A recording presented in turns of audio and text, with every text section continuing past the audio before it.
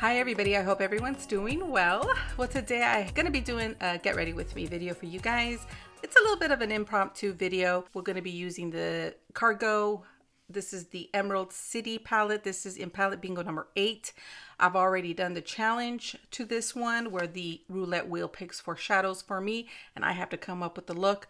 I already did that. I'll link it right here for you guys if you guys want to go ahead and check that out. Now I just need to use up the remainder of these shadows here. I've already done another look and you will see that look in the palette bingo number 9 when we get to cross this one off and we'll use a new palette. You'll see all that. Okay, let's just get started because honestly this is just a very relaxing video. Just want to chit chat and it's just all about catching up. I thought that would be fun. So I'm not even going to show you like the shadows and things. We're just going to run through everything. So how have you guys been? Are you guys gearing up for some summer? Summer?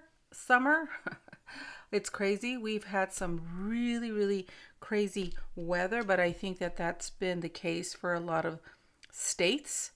Some people are again experiencing snow. We've been experiencing crazy weather like 85. So up here in my room, it's approximately 92 degrees in my room. That's crazy. Yeah. What we do for summer, we save up a big chunk of money because the AC is ran pretty crazy. Like really crazy. I'll tell you what we paid last year. Sit down. Sit down. Hold on to something. Hold on. $1,000. Just running the AC. And the thing of it is, it's because I feel because this house doesn't have dual AC, like one upstairs, one downstairs. So it's yeah. So I saved up money for already gearing up for this summer. I'm ready. I'm ready. Oh my God. It was so crazy when we got the bill last year. We were like, never in our married life, let's put it that way. Never while my husband and I have been together 23 years have we ever paid a bill for the electricity that high. I told you to hold on to something. Yeah. And you know, here's the thing. We talked to some people, you know, neighbors and people at church. Yeah, that's not uncommon. $800, $900 for electric here. Because electric where I live now here in this city is much more expensive than from where I came from. Much more expensive. So last year was the first year that we hit summer here. So the other thing, what's been going on this month is my family's been really sick. My daughter and especially has been uber sick. She's missed so many days from school. She's a senior. She's going through testing right now and she's missed so much school. We did have a Rona test done for her. You know, the COVID. I don't know if you can say it or... Anyway, she had that done. It's negative.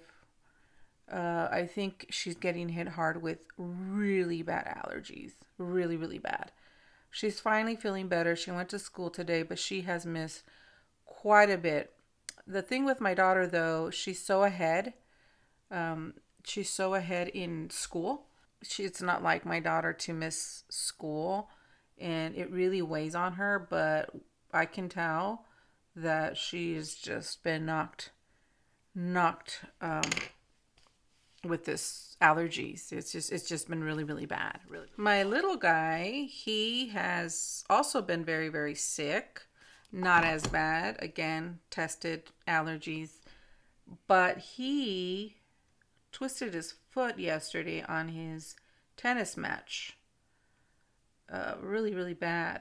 And he actually went to school today. And even if he doesn't play, he's going to be there to support his team. He plays tennis. Yeah, he plays tennis, and he's actually has an away game. And so he was thinking, you know, he wasn't going to go, but no, he has to be there for his team, and he's going to be there for his team. It's not like he didn't want to. But he's going to try and play. He washed his uniform last night. He has a game every day this week. Every day. So it's going to be a little rough for him. But he loves tennis. Loves it. He's a freshman and he wants to play, he said, hopefully all 4 years. So my son Aiden, who's now 21, he played tennis too. He played tennis. He liked it too. But my son Evan is the one that seems to be, I don't know, he seems to really enjoy it more. My doggy Chulo, who's laying right there on my bed. If you hear some snoring, that is him. He had surgery. We took him to the vet. He had a little abscess in his, what I thought was an abscess in his mouth, in his gum line. Wow, these are powdery. So we took him to the vet.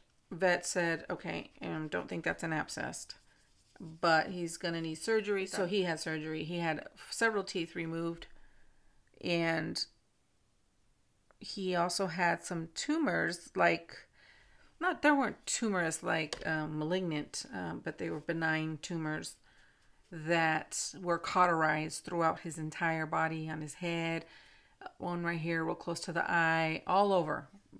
He said it's just best to remove them, but they're all fine. He's fine. So he did really, really good. Had a couple stitches for some, but we go in 2 weeks. They'll give us more info, but he says that he's fine. He is 10 years old. 10 years old. So I guess in dog years, that would be, 70? So he's up there, but he is in good shape. That dog is in good shape. He was a little overweight, about 5 pounds. So we are walking him now, and I tell you what, he really does look a lot better. We're walking him. The weather's better. We've been able to go out more. It's not raining and things like that. And so we've been walking him, and he's getting a lot more exercise. And doctor said he really is in good shape. So that's good. That's good. And he had me a little worried. He is such a good, oh, he just lifted his head. He is such a good dog. I mean, an amazing dog. We all love that dog. But my husband, oh, that is his buddy. That is his buddy. Seriously.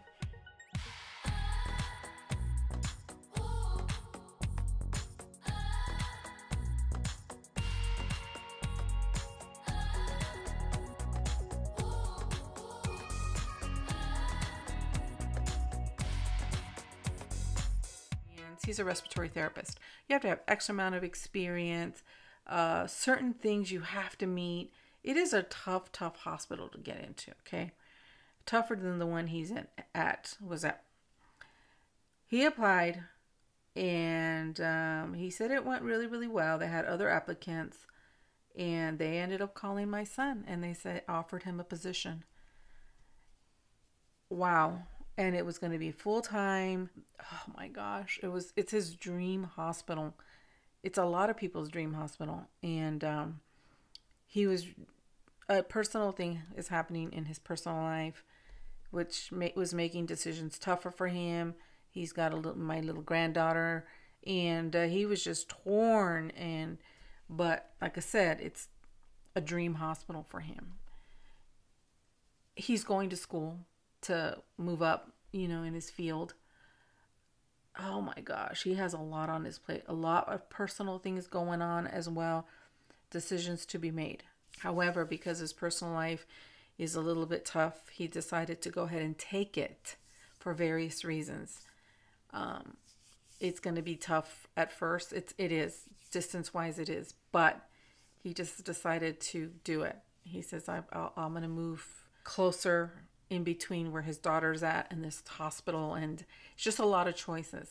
Well, another hospital came up that would be better in benefits, better in scheduling, and closer.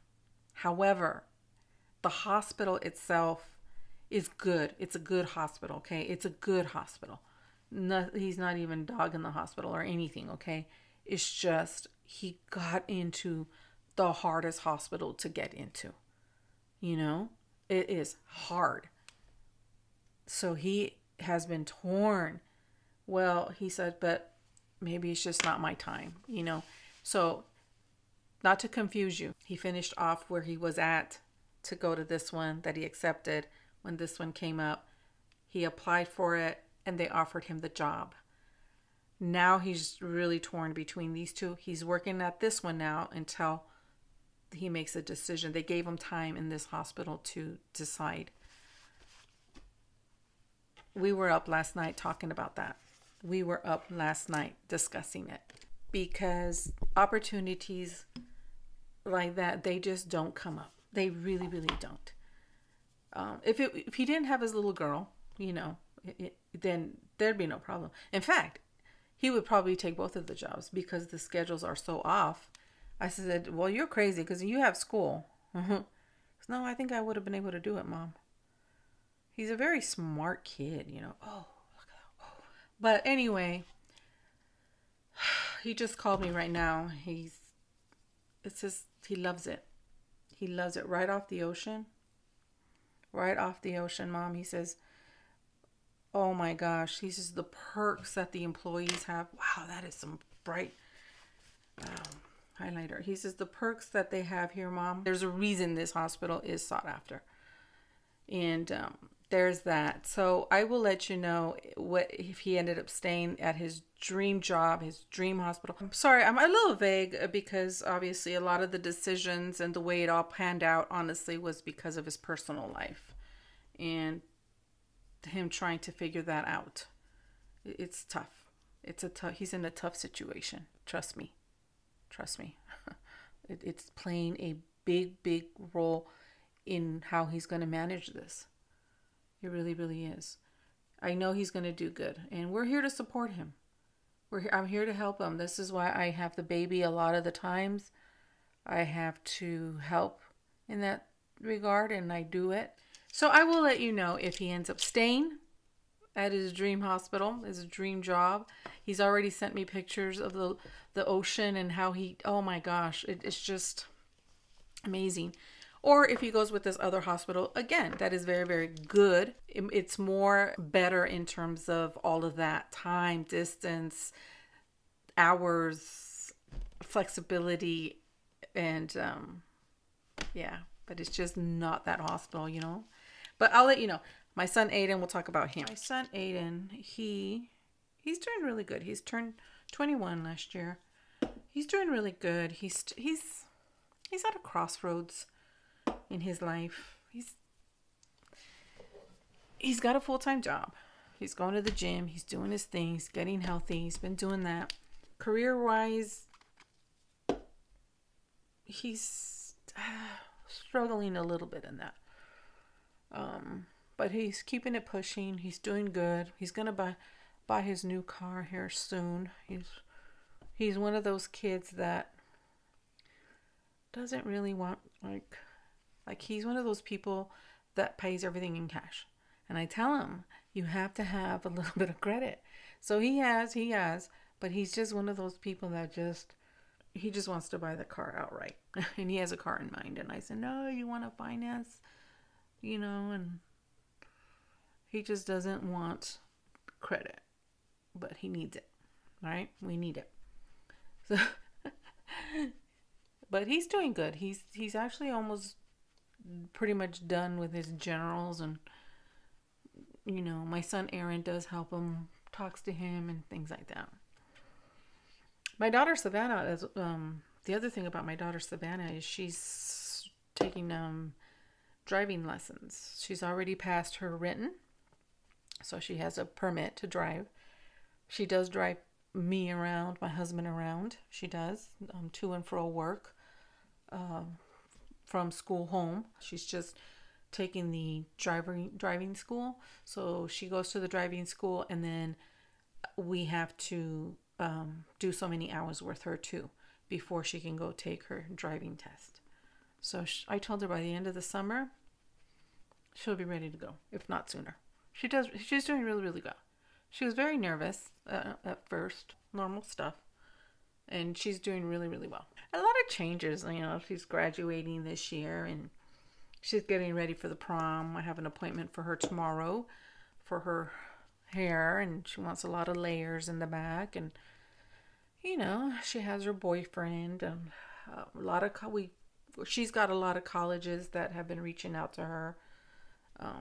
So that's exciting. It's just such a strange place to be in my life. You know, I have a grandbaby I watch. I have my daughter who's, you know, graduating, and it's just crazy to me. It really, really is. It's an exciting though. It's exciting, but at the same time, I've been very nostalgic, you know, with a lot of things. But it's life, huh? It's life. I miss my mom. I wish she can share in a lot of this stuff that's going on. You know, her graduating, her prom, my son Aaron, you know, and things that he's going through. Aiden, who is just about ready to graduate himself and get himself his bachelor's. He's just about ready. And Evan, who's already knows what he wants to do in life. He wants to be a history teacher. He loves history. Loves it. He likes to play tennis. His grades are very good. Very good. So I think my mom really would have enjoyed all of this. You know, all of this. You know, I've been thinking about getting a job outside. A couple things that I want to do in my personal life. But I can't right now. I still have to drive, you know, my kids to school and things like that. And okay, here, let me tell you something. Here's a little story time for you. I know this video. I had my first jury duty. Okay, my very, very first one. I've always been excused because my children have been under a certain age, and I've been excused. In fact, for a long time, I wouldn't even get summons. And then I got summons this time, and I thought, oh, wow, that I don't remember the last time I have, honestly. So what happened, I got summoned in February, and I was like, oh, how am I going to do this? Because I had to be there like 8:30 in the morning. I thought, how am I going to do this, you know? So I put in for a request for, you know, like not to go. And I got denied. Okay, I got a thing back saying you were denied. That if you needed to speak to somebody or whatever, to call. I called. And I'll be very, very frank. I wanted to do this jury duty thing. I really did. It would be my first time. I called her and I said, well, I have to take my kids to school. I have to pick them up. And they're like, well, how old are your kids? And I said, they're 15 and 17. They're like, oh, you know, we don't excuse for that age. You have to show up. I said, well, okay. They're like, we'll go ahead and postpone it for you for when they go on spring break. Now, again, this was in February. And I said, oh, okay. And she says, well, when is their spring break? I go, I'm not actually real sure. She goes, that's no problem. You can just go on the internet and put it in, and it'll be postponed. You'll get a new card. I said, okay, all right, cool. Spring comes. I did get a new notification, and I went. It was again for 8:30 in the morning. Pouring rain that day. Pouring rain, and I had to go to the courthouse, not our local courthouse. I had to go to a big city's courthouse. Big cities. I'm just like, oh, gosh. And I leave pretty early, you know, and I get there and there's no parking at all. And I saw 8 o'clock and I'm thinking, okay, I still have some time. Go around the parking lot. And I cannot find parking at all. I'm thinking, oh my goodness. And I see the clock going, and I said, what do I do? So then I saw these people go across the street, right? And I thought, okay, because I saw them going around and around as well. I thought, okay, I'm just going to follow these people. Went across the street. It was fine. But here it is. It's pouring rain. It's not letting up. Good thing I had my umbrella. I had my bag. I had everything. I had a book. I had water. I had everything in this bag, ready to rumble. I was ready. I get in, you know, got in there. And then, you know, you got to go through the metal detectors and such. And that was good. So I get up to the top of the thing. They did the search, got around, and I'm like, oh, now what?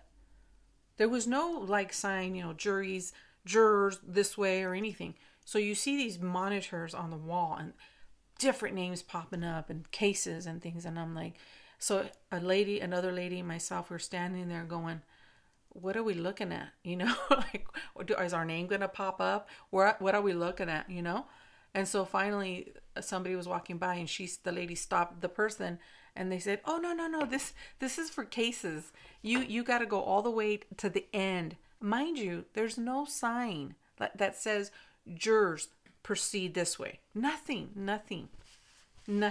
You're just stopped by this massive wall with, monitors, at least 7 monitors. We go over there, there's another line, and I get up to the window and they say, okay, go ahead and take a seat.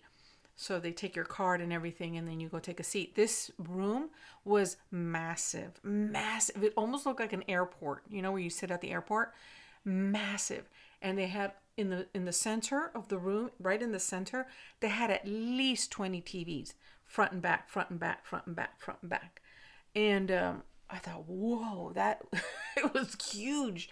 All of a sudden, you get a speaker come out and they say, thank you for being here, that this is, something we all should do. And just talked about it and say how proud we should be for being there. And they announced that our names were going to be displayed on these TVs and that we need to look out for our name.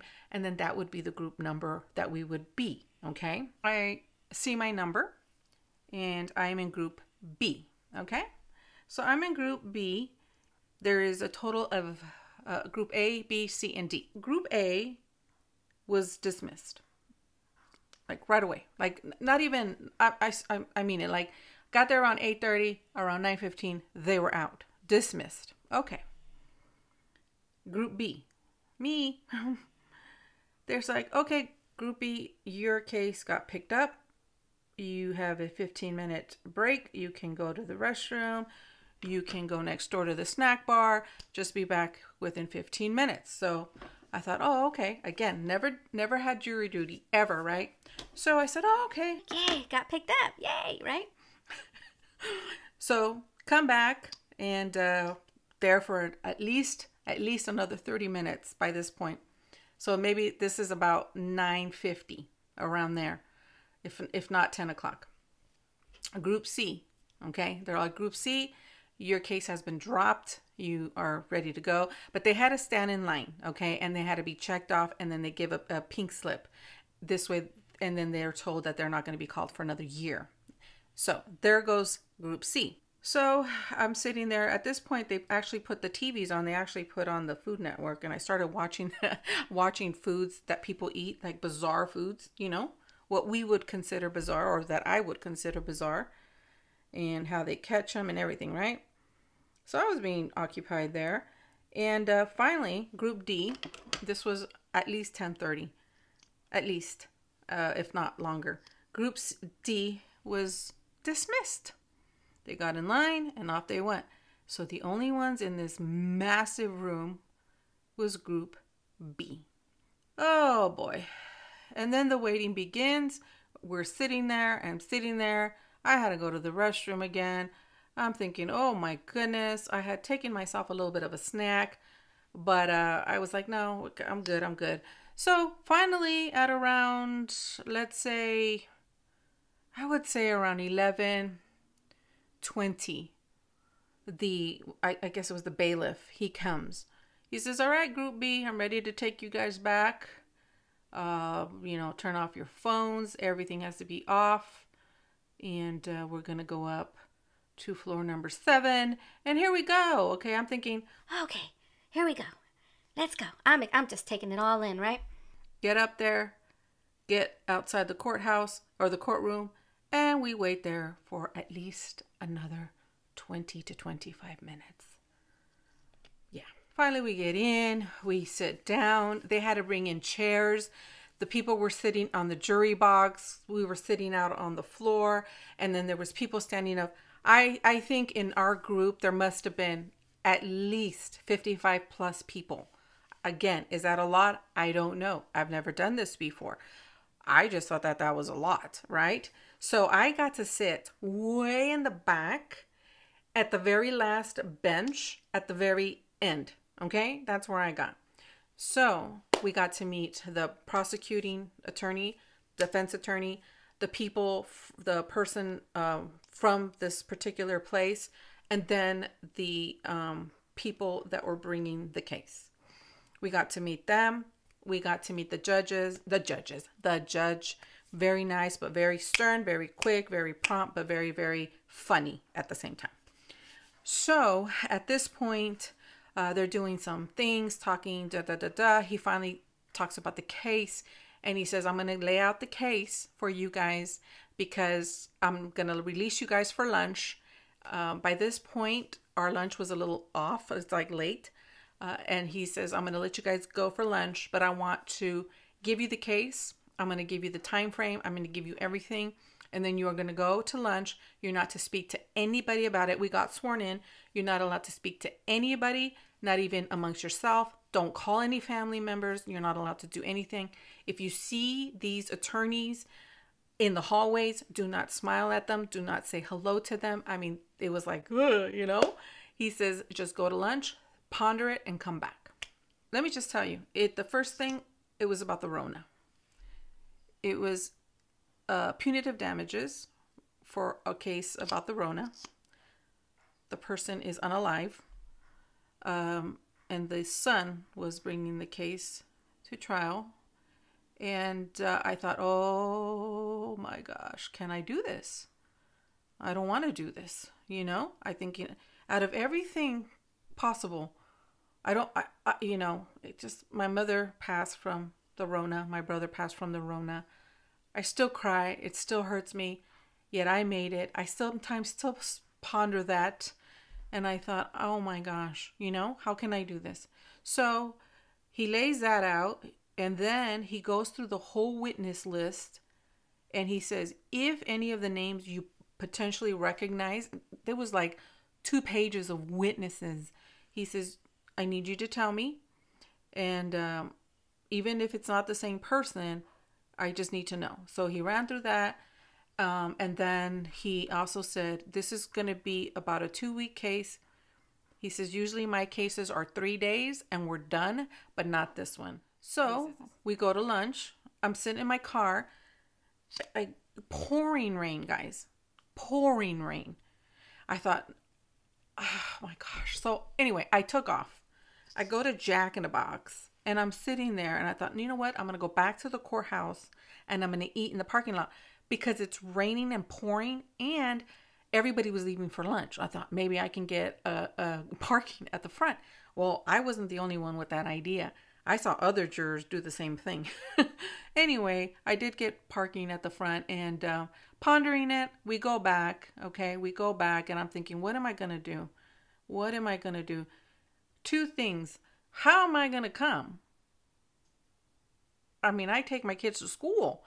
The other thing, I don't really want to hear a case about the Rona, So anyway, I go back in and then the judge, oh, by the way, we didn't get in right away. Once again, we had to wait at least 20 minutes outside. Once we got back into lunch, we couldn't just walk into the courthouse. You had to stand outside. The bailiff let you in. And that was like 20 to 30 minutes after our lunch. So we go inside. Finally, we go inside. And he's like, okay, remember you guys are under oath. He says, we're going to go through a hardship case. Okay. So the hardship case, what that is that based off everything we heard, we had the opportunity to stand up one by one. Now, mind you, there are 55 plus people jammed in this courthouse. I'm sitting way in the back. The judge is like, and the first lady, the very first lady seated, she raised her hand and he went around the room in order, right?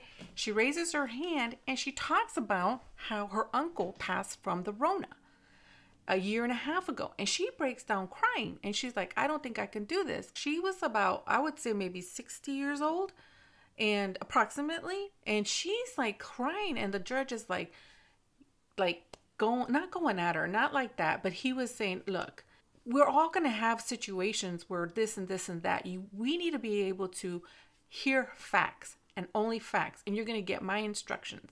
And she was just going on, and she just started breaking down. She ended up getting dismissed.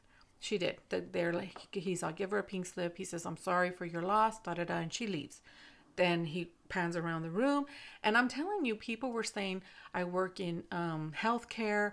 I have somebody who works in healthcare. I have a certain feeling about the Rona and things. And he was not releasing these people. He was like, no,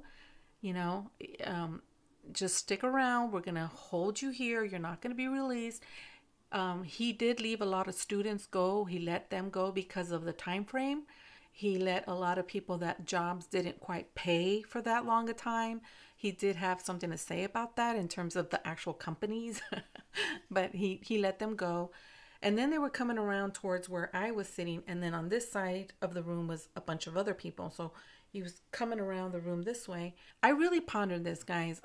Aside from my kids, I thought to myself, I'm going to do this. But I really thought about it, and I prayed about it, and I really thought, I can do this. I can do this. About the Rona thing, I can do this. I want to do this. But it was the time, if it was 3 days, I could have mustered something.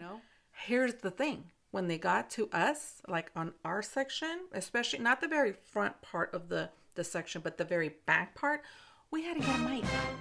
Oh my God. We had to get a microphone because we couldn't project that far out. Probably I could. I got a really strong voice.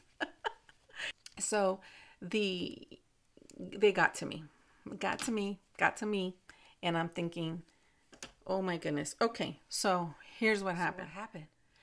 I had been observing the judge, okay? And I can see how he's asking these questions. So he was interrogating himself, these potential jurors. The students, the college students, he would say things like, not everybody would get a little different, but he would say things like, what school do you go to? How many classes are you taking? So that would be how many credits? What time? What time are your classes? One person, he says, can you do it on Zoom? Can you take any of your classes on Zoom? And they're like, this one kid, I remember, he's like, no, I can't, and he went into it. Why? Another student, he said, well, what kind of classes, what are you going for? And, he would, in essence, I felt like he was sort of interrogating them. There was an older gentleman, he had vacation booked. And because, like I said, the thing with this particular trial, it was a 2-week trial minimum. He even said, my cases are 3 days. I am in and out of here 3 days, but not this one because it's a wrongful of an unaliving of a person due to the Rona.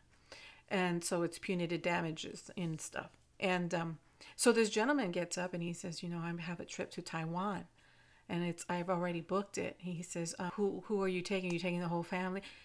Just kind of making small talk in it, but he did excuse him too.